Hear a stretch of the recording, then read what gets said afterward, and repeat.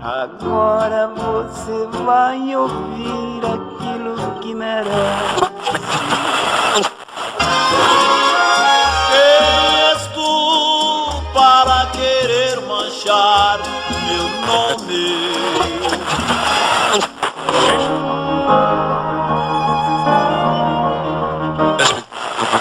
Sabe o que diz? Meu Deus do céu, que palpite infinito.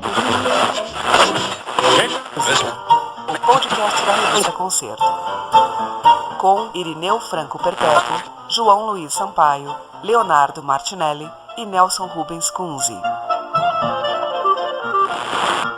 Olá, bem-vindo, bem-vinda, bem-vindos e bem-vindas a Papo de Música, o seu podcast preferido, até porque, com certeza, você que ouve esse não ouve outro.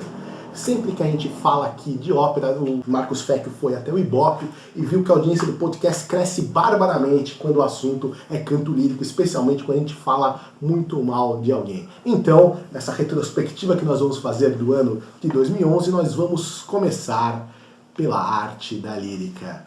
Nós vamos começar bem e vamos começar mal? Alguém se aventura a falar alguma coisa?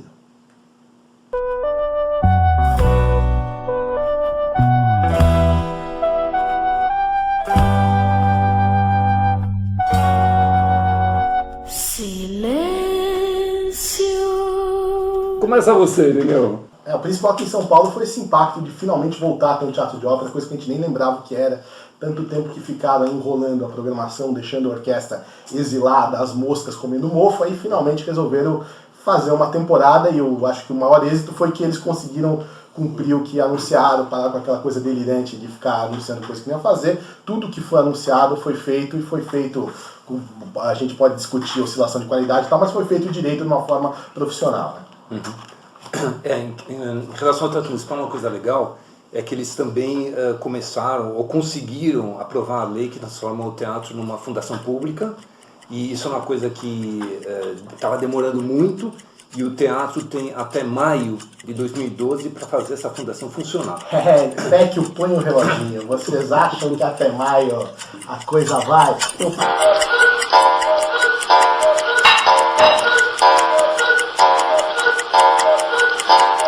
Falem os nomes uns dos outros, diz Marcos Fecchio. João Luiz Sampaio. Tem que ir, né? Eu não sei exatamente o que acontece se até maio não tiver tudo definido, né? Pois é, parece que uma das razões por eles não terem ainda divulgado nada em relação ao ano que vem é essa, que o desembolso dos recursos não se sabe muito bem para onde irá. Ele gostaria que já fosse feito diretamente para a fundação, mas como não existe fundação, vamos fazer... Eu estava falando aqui, né? Que a grande novidade do ano com relação ao municipal é que ele teve uma temporada que foi anunciada e foi cumprida, né?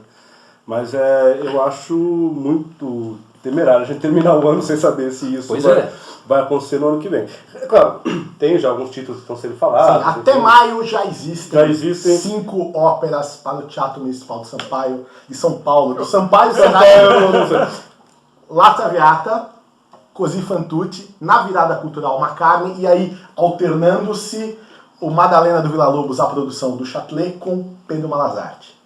Agora, isso é oficial já, Irineu? Olha, a gente não recebeu nada por aqui. Pois é, ninguém recebeu nada, mas eu recebi os negócios.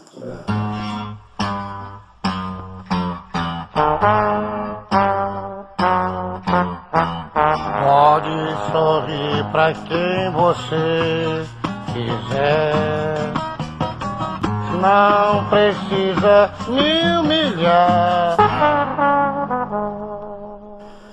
É isso que se fala, né? Agora, o dinheiro para isso vem por produção, não é uma... Quer dizer, a ideia da fundação não está ainda implementada, né? Aquele negócio de existir recursos que vão para o teatro faz uma programação que é autônomo, independente e tal, e programa a longo prazo, isso ainda não tem. A pergunta onde está o dinheiro, meu caro Nelson, não serei eu a responder. Talvez Leonardo Martinelli. Não sei de nada. Mas eu acho que desde já é uma das... não dá para falar, já que está falando balanço do ano, não dá para dizer, pô, que bom o municipal resolveu o problema. Não, o municipal não resolveu problema nenhum. Ele voltou a funcionar, voltou a produzir, mas os problemas estruturais dele continuam hoje, exatamente os mesmos que eram 3 anos atrás. Mas com uma 4 anos perspectiva relativamente positiva. Eu acho que mesmo que a gente não possa falar ainda da temporada do ano que vem, foi um ano muito importante para o Teatro Não, Municipal. foi um ano E muito com importante. grandes conquistas, hein? Porque aprovar essa fundação é uma coisa que o pessoal está tentando lá há 15, 20 anos, né? Foi Então, de certa forma surpreendente, né? Porque sempre se falou, né, de uma maneira até um pouco temerosa, né? Que, não, é impossível mexer no teatro, é uma coisa super intricada e ninguém vai conseguir fazer isso. De fato, a gente vê diversas secretarias, diversos prefeitos e nada aconteceu. Gente que até em tese estava bem interessada quando assumiu, nada aconteceu, o municipal continuou e eles fizeram uma coisa que foi difícil. Realmente fazer a fundação do projeto de não existir. Agora, o adiante é que não dá para ver ainda o que está acontecendo aí. Lembrando que todo esse projeto mesmo, está esquecendo de falar uma coisa importante, também tem a tal Praça das Artes, que é um complexo quase que anexo ao municipal, onde vai ser abrigado escolas e os corpos estáveis da prefeitura, do teatro municipal também. Mas eu acho que até por ser uma coisa que há tanto tempo o teatro quer fazer, 10, 15 anos, eu acho que se há tanto tempo que se quer fazer, eu não consigo entender, porque agora que se fez não se sabe para onde ir, né? Porque tem uma questão de impasse aí de contratação dos músicos, como é que vão ser contratados os artistas, como é que não vão ser, isso depende da UES e tudo mais, quer dizer, a rigor estruturalmente, né? Enquanto instituição, o Teatro Municipal está em suspenso. É verdade. E isso era de se esperar que tivesse projeto, né? Até porque inventaram um modelo meio sui generis. Né? A fundação pública que vai contratar uma OS, que por sua vez vai contratar os corpos estáveis, os músicos e os corpos estáveis. Então é uma coisa complicada. Acho que aqui até convém explicar. Quer dizer, por exemplo, a Fundação OSESP, ela gera a si mesma, né? Ela é uma fundação privada de direito público, certo? Isso. Então ela gera a si mesma, ela é a própria OS dela, digamos assim. Isso. Né? Ela é a OS. É a OS dela. Agora, o municipal não. O municipal ele é uma fundação pública, então ele precisa contratar uma organização social, uma OS, para fazer a gestão dela. Exatamente. Então isso é um modelo muito diferente do modelo da OSESP. Meninos, tentando retomar o espírito daquilo que deveria ser o nosso programa, vamos tentar fazer uma retrospectiva artística do que foi o municipal. Foi uma meia temporada que a gente justamente não abordou no primeiro podcast de retrospectiva. A gente pontualmente fez alguns podcasts sobre montagens do teatro nesse ano, né? Acho que vale a pena tentar fazer aliás, uma temporada muito sui generis, porque a língua portuguesa predominou, né? Foram 3 títulos cantados em português, A Glória de Maria de Andrade, embora não há só um de autor brasileiro. Então, só lembrando, o teatro foi reaberto em junho, com um concerto inaugural. A partir daí teve vários espetáculos com as orquestras, né, experimental de repertório, sinfônica municipal, os coros, que uma coisa que o Abel Rocha também enfatizou, o uso dos coros nessa programação. Já que nas óperas eles não escolheram títulos que dessem vez e voz aos coros, né? E aí, em agosto, subiu ao palco A Menina das Nuvens, que é uma produção, na verdade, do Palácio das Artes de BH. Em setembro, o famoso Rigoletto do Centenário. Depois nós tivemos também o La Fin des Sortilèges do Ravel, em outubro. Em novembro, a Valquíria, com Malheiro, André Heller. E em dezembro, o Morcego, com Abel e o William Pereira na direção. Este é o Papo de Música, o podcast da revista Concerto. Qual foi a melhor das montagens aí, pessoal? Já que o Irineu tocou no assunto, ele começa. Bom, a minha preferida foi o Ravel, não foi Le Sortilège, eu achei a mais equilibrada. Tudo bem que é mais simples você fazer uma ópera de 40 minutos do que uma de 5 horas, então talvez a ambição da Valquíria e tudo que ela envolve, né, deva ser levado em consideração, e o que foi atingido lá é importante. Mas se for perguntar para mim qual foi a ópera em que a orquestra tocou melhor, qual foi a ópera em que todo o elenco estava equilibrado e mandando bem, qual foi a ópera que teve uma linguagem visual coerente, coesa, do começo ao fim, que não teve nenhuma falha, nenhum excesso, qual foi a ópera que funcionou como um reloginho suíço no tempo em que os relógios suíços eram um paradigma de qualidade e a gente não comprava por R$1,99 aqui do lado da minha casa, eu diria que a minha preferida é o Ravel.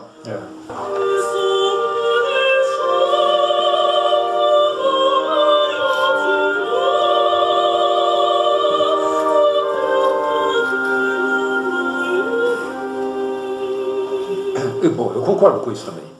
Só mesmo que a questão do título em si, do Wagner, acaba pesando, né? Então, o Teatro Municipal, no ano do seu centenário, montar uma ópera do Wagner como a Valquíria, por exemplo, e na categoria que foi feita e na qualidade que a gente teve, foi uma coisa significativa. Então eu acabei optando até na escolha que eu fiz dos melhores espetáculos pela Valquíria, porque é um título mais ambicioso mesmo, né? E eu acho que teve resultados muito positivos mesmo, né? Eu acho também que, concordo com o Irineu, tem outro espetáculo mais redondinho, o Ravel com certeza é melhor do que a Valquíria, eu acho. Mas eu acho que eles têm algo em comum, que eu acho que só essas duas montagens têm dentro do que o Municipal apresentou, que é uma coerência, uma direção cênica coerente, uma busca por um espetáculo que tenha uma ideia sólida por trás, enfim, que tenha um conceito que se possa se desenvolver. Enfim, acho que como montagem as duas são as únicas que trouxeram de fato algo de mais interessante. Além das Nuvens, enfim, é uma montagem que a gente já conhecia e tudo mais. O Rigoletto, Pois é. Já falamos, né? Meia hora. Aqui. E o Morcego também acho que ficou devendo um pouco. Eu acho que o Morcego não merece que a gente fale muito dele, mais do que já foi dito que é o Então, acho que nesse sentido, os dois espetáculos se aproximam, porque os dois acho que foram os mais interessantes em termos de proposta. Eu não posso falar do Ravel, porque eu tive meus dias de João Luiz Sampaio, e eu não estava aqui para poder assistir o Ravel, então eu acabo voltando na Valquíria, né, do que eu acompanhei de todas as montagens, exceto do Ravel. Achei também o melhor resultado, apesar de entender o lado contra, quando se falou da produção do Morcego, né, que foi debatido, a gente não fez o podcast a respeito disso, mas eu queria enfatizar uma questão interessante que eu gostei do Morcego, independente dos problemas que teve em relação ao elenco, parte de orquestra, mas de um teatro de ópera que está procurando se reestruturar, investir em um pouco de ousadia em outras linguagens, em outros tipos de abordagem. Então, teve muita gente que reclamou por ser um espetáculo, vamos dizer assim, que fugiu da heterodoxia, né? E eu acho que um grande teatro tem que se permitir, de vez em quando, fazer coisas que escapam um pouco disso.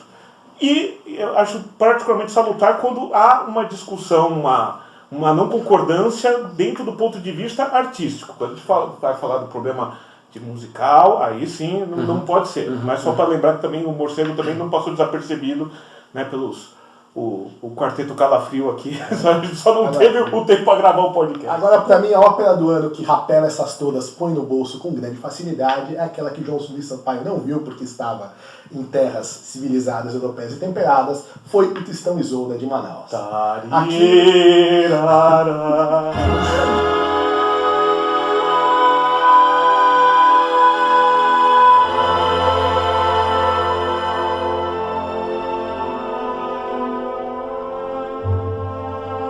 Aquilo ali, quem viu. Arrepiou ele, né? Aquilo, eu e o Chu olhávamos um para o outro, apontávamos nos braços que os pelos estavam arrepiando e não era por causa daquele ar-condicionado insano do Teatro Amazonas. Aquilo foi muito especial, acho que ali Luiz Fernando Malheiro e André Heller marcaram um gol daqueles que você conta para os netos quando os tenha. E foi interessante porque foi uma coisa assim, uma percepção foi compartilhada por nós aqui, né, que teve da crítica brasileira em geral, foi lá e gostou, mas lembrando que também tinha lá a crítica chucrute, né, o pessoal lá que também curtiu bastante, mesmo o crítico da Opernwelt, que pela primeira vez também se impressionou bastante pelo que ele viu, então foi um espetáculo bem merece um grande destaque do que aconteceu, lembrando que era a 15ª edição. Exatamente, quer dizer, a coisa única do Festival Amazonas de Ópera é de conseguir fazer uma edição atrás da outra todos os anos e produzir não só uma grande produção de excelência, como também o Diálogo das Carmelitas, que a gente também falou a respeito e que foi muito legal, né, e super redondo. Mas eu também concordo, o Tristão foi hors concours, né? A gente só não está falando do Diálogo das Carmelitas, porque o Tristão foi ainda melhor, né? Mas foi uma produção muito boa também. Incrível como eles conseguem padrões sólidos lá, que a gente aqui no Sul Maravilha fica tateando e não acha. Sudeste, Sul nem fala, né?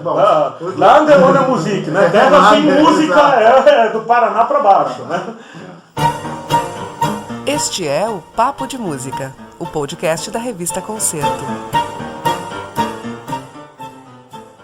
Bom, você foi no Rio uma vez, né, João? Mas não. A Tosca estava razoável? Não, não estava. Não, musicalmente estava. A gente falou sobre isso, enfim. Acho que o Amor das Três Laranjas também, que a gente viu, né? Foi legal, mas foi legal, mas semi-encenado, enfim. Então acho que no de ópera acho que é isso mesmo. Né?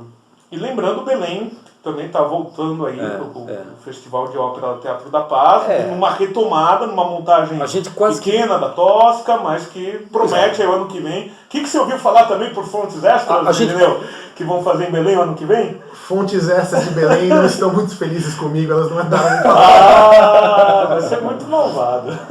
A manutenção dessas óperas a gente quase que já tem que festejar, né? Quando você pensa em uma cidade como Belém do Pará, todas as dificuldades, ou mesmo Belo Horizonte, os caras fazem 2 óperas por ano, isso é uma coisa muito bacana. O que a gente não pode dizer em relação ao Teatro Municipal do Rio de Janeiro, né? Porque aquilo é outra coisa triste, né? Porque eles conseguem fazer 4 óperas das quais a gente nem fica sabendo aqui em São Paulo, né? Porque tudo é feito de última hora, mesmo que anunciem o título, você não sabe, a gente não consegue publicar o elenco que vai cantar na revista Concerto, porque 30 dias antes eles não conseguem se organizar. Não está sendo bairrista não, chefe? Não, a situação é bem essa mesmo. E o Teatro Municipal do Rio de Janeiro é o principal palco do Brasil, né?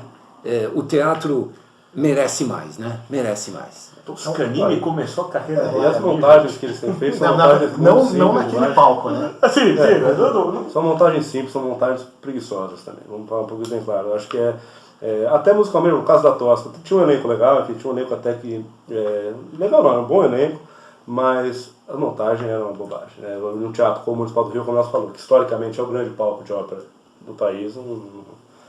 Nesse sentido, eu acho que os erros do Municipal de São Paulo, pelo menos, mostram uma tentativa de buscar uma nova linguagem, alguma coisa do tipo. Lá é tudo no automático. Mas, no geral, eu acho que o ano foi positivo para a ópera. Foi, eu acho que sim. Eu acho que a volta do Municipal já sozinha já... O Municipal de São Paulo redimensiona tudo. E o festival em Manaus também, né? Eu acho que, no geral, tivemos um bom ano de ópera. Para vocês que sempre recebem convite para ir para BH? Para mim deu 50%.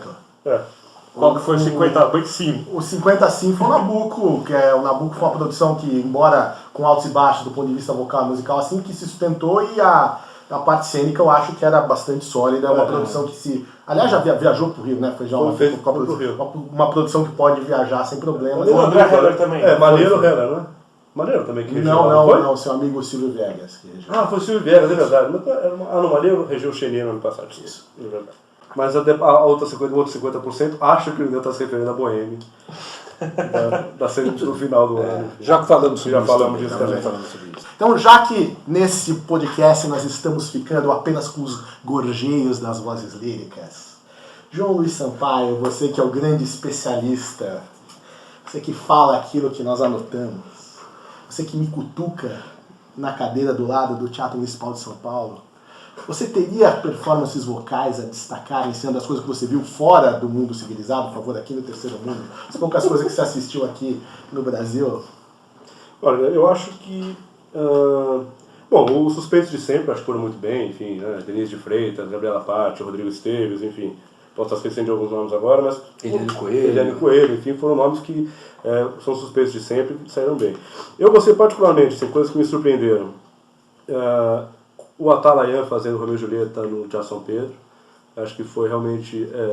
a montagem também era uma montagem muito problemática, enfim, uma bobagem também, mas musicalmente foi um espetáculo até que muito bem realizado, a orquestra estava bem, o elenco era muito bom, e ver o Atalayan, que é esse tenor paraense que está estourando agora, está na Europa, enfim, cantando o papel inteiro, acho que foi legal, eu gostei, me surpreendeu positivamente. Da mesma forma o Thiago Arancan no Rio fazendo a Tosca também, foi também um tenor que está fazendo carreira fora, mas que cantou a primeira ópera completa aqui no Brasil, acho legal. E na Valquíria me surpreendeu positivamente também o Martin Miller fazendo o Zygmunt, que acho que foi... enfim, acho que talvez dentro do elenco da Valquíria o desempenho mais homogêneo, e a gente que viu 2, 3 vezes o espetáculo viu que ele se manteve ao longo da temporada dessa forma. Agora veja que irônico, né? Porque a gente fica se queixando de que aqui não tem tenor, e você acaba de destacar os 3 tenores brasileiros, esperando um show deles de repente na Copa do Mundo, né? No Itaquerão. Os 3 tenores brasileiros cantando Ó Sole Mio, e podiam cantar também, quem sabe, do Guarani com o Bis. Assim.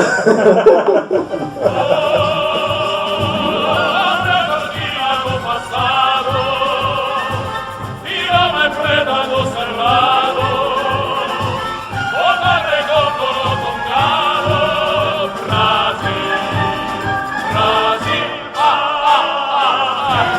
destaque feminino.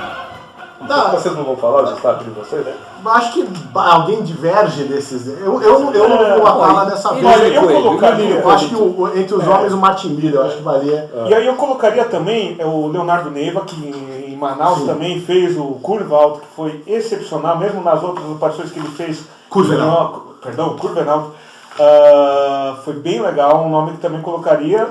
Até onde me lembro, não pegou nenhum papel protagonista, mas que mas tá na hora de ele pegar o. Toda a montagem que ele tá, levanta. Mas o Nelson precisa destacar um desempenho heróico, a vitória contra a bronquite da Eliane, né? Isso, pois é.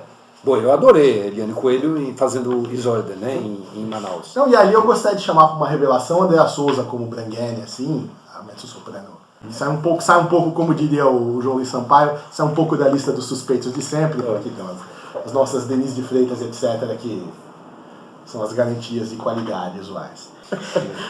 E qual foi o espetáculo do ano? Pois é. Pra mim, é o Tristan e Isolde de Manaus. João, você que não viu o Tristan? Eu não vi o Tristan e Isolde de Manaus, então... Fala você quanto tempo. Eu não tenho. Eu tava em Manaus, eu achei que foi o Tristão também. Olha, eu acho que eu vou ficar com a Valquíria, viu? Apesar de que eu também acho que o Tristão talvez tenha sido uma encenação mais redonda, assim, né? O que realmente atrapalhou na Valquíria foi o desempenho da orquestra, a gente já falou nisso, né? Agora, eu fiquei muito feliz de ver um título desse sendo levado no Teatro Municipal nesse ano do centenário. Então eu acho até um pouco assim, como... para marcar um pouco isso, eu acho que eu escolheria a Valquíria, né? E fiquei agradavelmente surpreso também com o elenco, acho que, como a gente falou, foi uma coisa que funcionou muito bem, né? Eu acho que... eu também me sentia tentado a falar na Valquíria, mas acho que quanto espetáculo, tirando toda a diferença, a duração da Valquíria, a proporção do espetáculo, acho que como espetáculo enfim, mais redondo, eu acho que eu ficaria com o Ravel da Experimental. Apesar de achar, como já disse aqui, que a Valquíria também foi... mas eu acho que se tem que escolher entre um, eu acho que o desempenho da orquestra na Valquíria, eu acho que não... Acho que, sei lá, não acho que justifique a gente chamar do principal espetáculo, apesar da partitura ser muito mais complicada, enfim, acho que musicalmente teve problemas, então pensando no espetáculo mais redondinho, enfim, eu ficaria com o Ravel. Agora passearemos pelo Jardim Zoológico. Boa noite. Em Brasília, 19 horas. Qual foi o mico operístico do ano? Eu abro já com a minha indicação. Eu acho que eu não fui a alguns teatros aqui de São Paulo que devem ter feito coisas muito constrangedoras. Das coisas que eu vi, eu achei o elenco internacional de Rigoletto uma ofensa pessoal a cada um dos espectadores que teve o infortúnio de estar lá dentro do teatro naquela noite que deveria ser de festa pelo centenário da nossa casa querida. Eu acho que aquilo não se faz, aquilo, como diria Nelson Rodrigues, é pior do que xingar a mãe.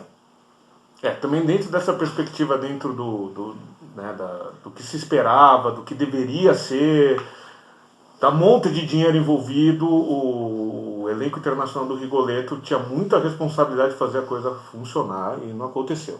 Né? Independente de, como a gente já comentou outras vezes aqui no São Pedro, ter proporcionado uma temporada que foi ruim, né? Temos orquestrais na maior parte das vezes, as encenações também protocolares, elenco vocais não consegui em todos, alguns, na maioria das vezes não foi problema, pelo que eu percebi, mas dentro das expectativas, pelo simbolismo de tudo, eu também fico com o Rigoletto, elenco internacional do centenário. Eu vou divergir aí, eu vou ficar com o Teatro São Pedro, né?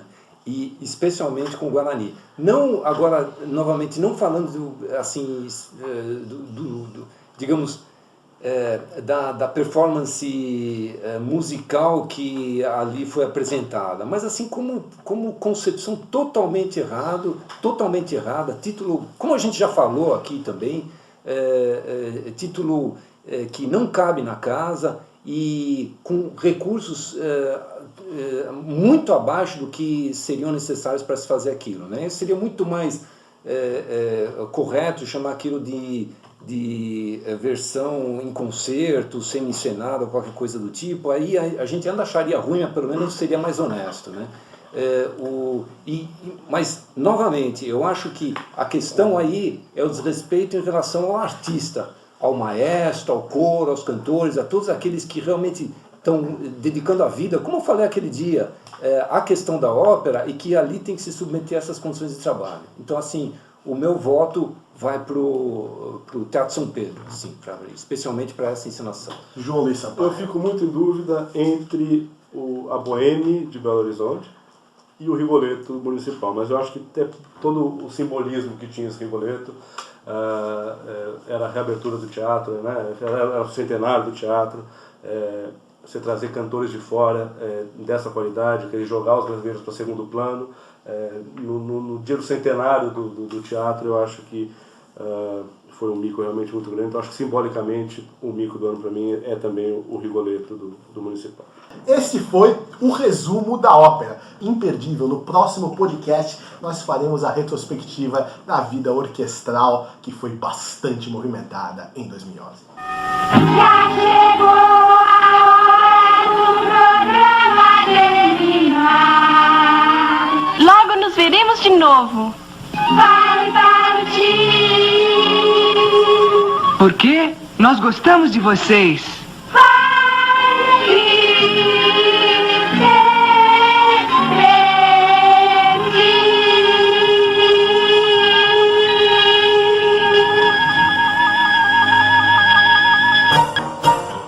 Papo de Música, o podcast da revista Concerto. Com Irineu Franco Perpétuo, João Luiz Sampaio, Leonardo Martinelli e Nelson Rubens Kunze. Produção e edição, Marcos Fecchio. Realização, Revista Concerto, Clássicos Editorial.